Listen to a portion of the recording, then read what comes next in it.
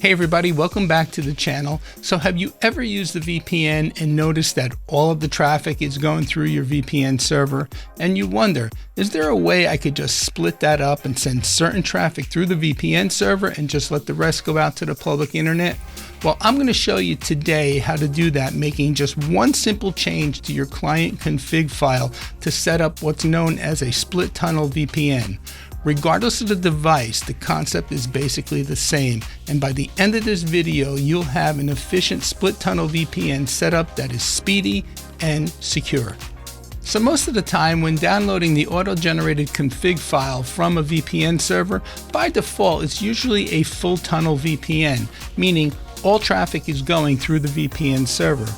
In contrast to a split tunnel where only certain traffic is going through the VPN server and the rest is bypassing the VPN or going directly out to the public internet. Let's take a look at some sample config files and see exactly how this is done. Alright, so here we're looking at a very basic example of a WireGuard client config file containing several lines of information, each line important unto itself. However, we want to focus today on the highlighted line, the allowed IPs.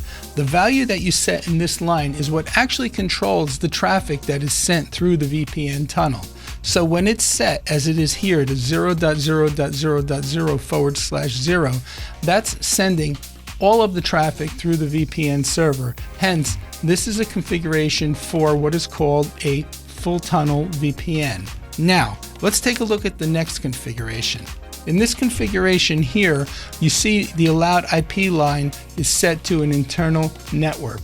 When you set the allowed IP line to an internal network, WireGuard automatically knows to send all traffic destined for that internal network through the VPN tunnel, and then everything else goes out to the public internet. Alright, before we continue, let me know down in the comments below whether or not you are currently using a VPN setup. An example of a real split tunnel use case would be, let's say you're connecting from a laptop on a public network to your home VPN server. You want to be able to connect to your home resources, but keep any gaming or browsing traffic sent directly to the internet. With this setup, only traffic destined for your internal network will go through the WireGuard VPN. Everything else like YouTube, gaming, or speed tests will bypass the VPN completely. Alright, so we looked at a couple sample configurations, but I thought it would be cool if I could show you how to do it on the actual working device. Here I have an iPhone 15 running the WireGuard client. You could see the downloaded config from the VPN server has it set to be a full tunnel VPN setup, with the allowed IP value being 0.0.0.0/0. So all I need to do to change this to a split tunnel is remove this value and put in the value of the internal network that I would like to access over the VPN. So once I have the address range in, I'm going to go ahead and hit save. And now I have a split tunnel setup on my iPhone 15. Okay, so that's how simple it is to change from a WireGuard full tunnel setup to a WireGuard split tunnel setup. If you found any value in today's video, please give it a thumbs up, consider subscribing to the channel, and let me know down in the comments below what WireGuard setup you're using, or any VPN for that matter.